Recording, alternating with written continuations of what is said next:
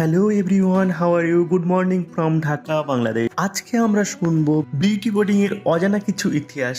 Skip না করে পুরো ভিডিওটা দেখবেন, অনেক গুরুত্বপূর্ণ তথ্য আপনারা জানতে পারবেন। চলুন বেশি কথা না বাড়িয়ে শুরু করা যাক।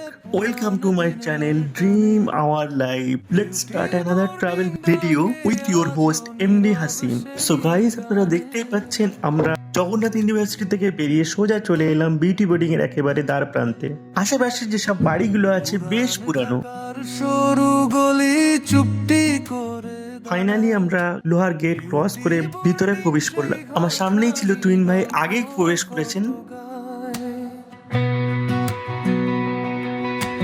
চায়ের কাপে ধোয়া ওঠে কথা। এন্টার করতে দেখতে পেলাম চারিদিকে গাছগাছালি দিয়ে সাজানো সুন্দর একটা সবুজে ঘেরা পরিবেশ। বাহ, সুন্দর করে সাজানো তো।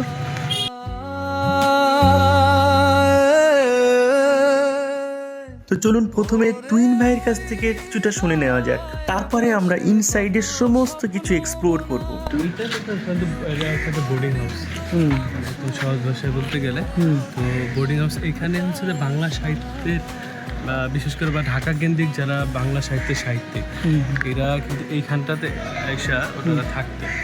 তারপরে বাংলাদেশে যেটা মুক্তিযুদ্ধ, এটার একটা বড় ভালো একটা ভূমিকা ছিল। আমি এখানে যে লিখে দেখছি যে বঙ্গবন্ধু এখানে বেশ কয়েকবার কিন্তু এখানে মিটিং করছে। আচ্ছা। এবং ওই যে এখানে আপনি যে একটু বিক্রি করেন শহীদ প্রহ্লাদ চন্দ্র শাহ সরকারি বিউটি বোর্ডিং 1971 সালে 28 মার্চ প্রাকৃতিক সৈন্যরা প্রহ্লাদ চন্দ্র সাহা 17 জনকে এখানে গুলি করে হত্যা করে। এখানেই? যেহেতু তারপরে এখানে বোর্ডিং থাকতো, দুর্নীতি ছিলেন, তারপরে কর্মচারীরা ছিল। তো সবচেয়ে বেশি এটা সিগনিফিকেন্ট হচ্ছে যে এইখানে হচ্ছে যে বাংলা বিশেষ করে ঢাকা কেন্দ্রে যেটা সাহিত্যিক এখানে কিন্তু আড্ডা দিতেন, এখানে থাকতেন, এখানে আড্ডা দিতেন। এবং বঙ্গবন্ধু এখানে বেশ কয়েকবার এখানে মিটিংও করতে ওই জায়গাটাতে। তো যার কারণে এখনো কিন্তু মানুষ থাকে, এখনো মানুষ থাকে। কিন্তু এই জায়গার সিগনিফিকেন্সি বিশেষ করে হচ্ছে যে এখানে ওই যে মানে কি পেমেন্ট দিয়ে থাকে? পেমেন্ট দিয়ে থাকে। হাওয়ার সাথে এই সিঁড়ি দিয়ে উপরে উঠতে উঠতে বিউটি বোর্ডিং এর একটা কবিতা মনে পড়ে গেল। ওরে বিউটি বোর্ডিং এক নাম, এক স্মৃতি, এক গল্প। পুরনো ঢাকার অলিতে গলিতে যার নীরব স্বপ্ন জ্বলত। দেওয়ালে লেগে আছে সময়ের ধুলো, ইতিহাসের ছাপ, কবির কণ্ঠ, শিল্পীর হাসি, সবই যেন সেখানে মাপ। একদিন এখানে বসতো আড্ডা, চায়ের কাপে ঝড়, কাগজে কলমে জন্ম নিত কত অমর শব্দের ডর। বইয়ের পাতায় গল্পের ছায়, গানের সুরে ভাসত প্রাণ। বিউটি বোর্ডিং ছিল তখন সৃষ্টির এক মহাযজ্ঞ স্থান। জীবনানন্দের নিঃশব্দ ছোঁয়া, সুকান্তের আগুন লেখা, প্রতিটি ঘরে ঘরে লুকিয়ে আছে সময়ের কথা বলা দেখা। রাত জেগে চলতো আলোচনা, সাহিত্য, সমাজ, দেশ। এক টুকরো ঘরে যেন গড়ে উঠতো নতুন এক পরিবেশ। আজও সেই পুরনো দেয়াল বলে যায় দিনের গল্প। কালের স্রোতে হারায়নি কিছু, শুধু বদলেছে রূপ, রং ও গল্প। বিউটি বোর্ডিং তুমি শুধু একটি স্থান নও, তুমি এক ইতিহাস, এক অনুভব, এক চিরন্তন ঢেউ। যতদিন থাকবে শব্দে, থাকবে কবিতার গান, ততদিন থাকবে তোমার সেই সোনালী সময়ের মান। এই ছিল ছোট্ট একটা কবিতা।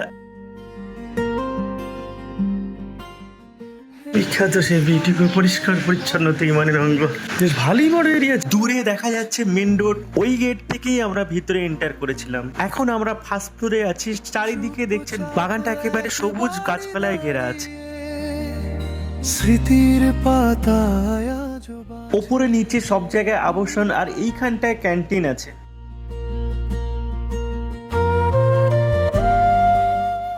দুটো বিল্ডিং এর মাঝখানে এরকম একটা বারান্দা আছে, সেটা দিয়ে আমরা যেখান থেকে আমরা সিঁড়ি দিয়ে উঠছিলাম সেই দিকে আবার চলে যাচ্ছি। ওখান থেকে বাঁ দিক টার্ন নেব। সেখানেও কিছু আবাসিক আছে। বসে লিখতো বাঁ দিকে টার্ন নিয়ে দেখতে পেলাম আবারও কিছু আবাসিক। আর একটু আগে আমরা ওই বাঁ দিকে ওখানটায় ছিলাম যেখান থেকে মেইন রোড এবং এন্ট্রি গেটটা একেবারে সামনে ছিল। ওই দূরে একটু বাঁ দিকেই মেন রোড এবং এন্ট্রি পয়েন্ট দেখা যাচ্ছে। ভাসে That's one. এই যে একটা হাতের উপরে বেশ কিছু পাতাবাহারি গাছ এবং ফুলের টব এখনো সাজানো আছে, সেগুলো দেখাশোনা করে কেয়ারটেকাররা। শত এদিকটা কি বন্ধ কেন? পুরো বিল্ডিং নাকি? হ্যাঁ, ও এটা 1 নম্বর। কত মানুষ কত স্বপ্নে এখানে বেশিরভাগ আবাসনগুলোই তালা মারা আছে, এখন এগুলো আর ব্যবহৃত হয় বলে মনে হয় না। পুরনো ঢং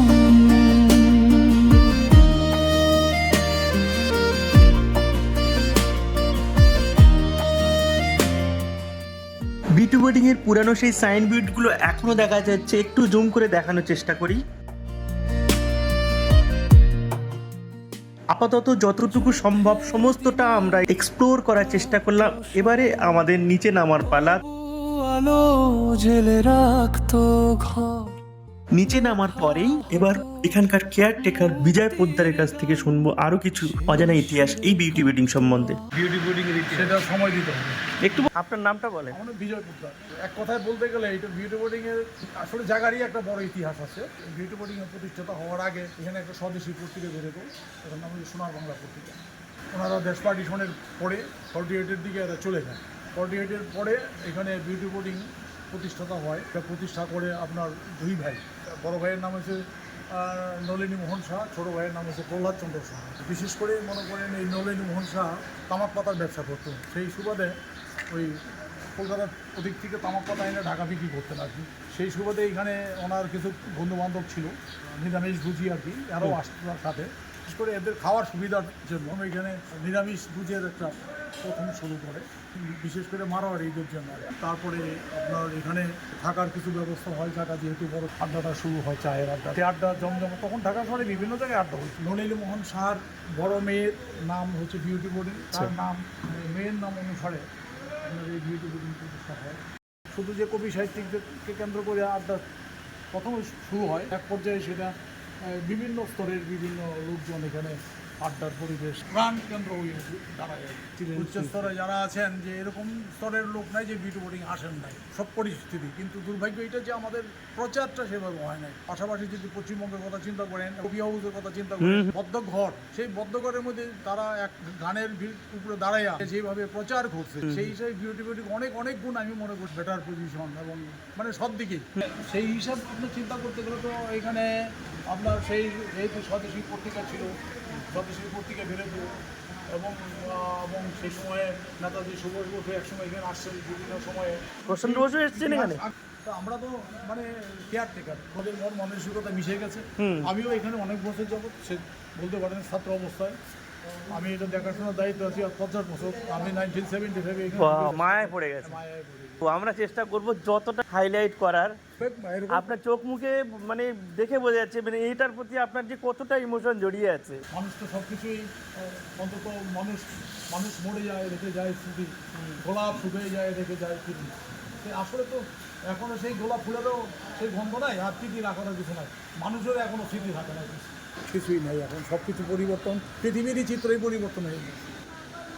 চিন্তা করবেন না, আপনার আবেগ সত্যি মানে বুঝতে পারছি। আপনার সাথে কথা বলে ভালো লাগলো এবং আমরা চেষ্টা করবো এটাকে কতটা প্রমোট করা যায়। আমাদের একটা গান, কবিতা, এখান থেকে কবি সাহিত্যিক বেরিয়েছে, বিভিন্ন শিল্পী বেরিয়েছে, বেড়ে নাকি আপনাদের ওখান থেকে তো মীর আসছিল।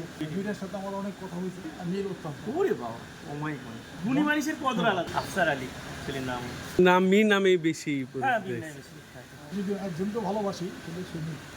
এটা ঐতিহাসিক জায়গা। কালো আর ধলো বাহিরে কেবল, ভিতরে সবারই সমান পান না। বুঝতে পারছেন? মন মানসিকতা সুন্দর এবং ভালো না থাকলে পরে বড় হওয়া যায় না। আমি মনে করি এবং তাদের একটা উদার হওয়া, extra, সবচেয়ে বড় কথা উদার হওয়া চাই। তাদের একটা উপরওয়ালা একটা ঐশ্বরিক শক্তি তাদের আছে। মানুষের সাথে মেলামেশা করা, কথা বলা এবং মানুষকে মনে রাখা এবং তাকে মনে রাখা, এটা তাদের গর্বিত। উদার মনে, সবচেয়ে বড় উদারতা না। ভালো থাকেন। খুব ভালো লাগলো আপনার সাথে কথা বলে। অনেক কষ্ট করে অনেক দূর পর্যন্ত আসছেন। Beauty boarding explore complete. এখান থেকে আমরা সরাসরি বেরিয়ে যাব মাওয়াঘাটে গিয়ে লাঞ্চ করব ইলিশের স্বর্গরাজ্যে। এই পর্যন্ত যদি ভিডিওটা দেখে থাকেন, আশা করি ভালো লাগলে লাইক, শেয়ার, সাবস্ক্রাইব করে দেবেন। একটা অপশন আসে হাইপ করতে, কেউ ভুলবেন না। আর ভালো না লাগলে কমেন্ট বক্সে অবশ্যই জানাবেন। আগের ভিডিওগুলো দেখতে হলে প্লে লিস্ট চেক করবেন, তাহলে পুরো সিরিজটার সঙ্গে কানেক্ট করতে পারবেন। Stay tuned, ta-ta, take care, bye bye, be positive vibe, K town.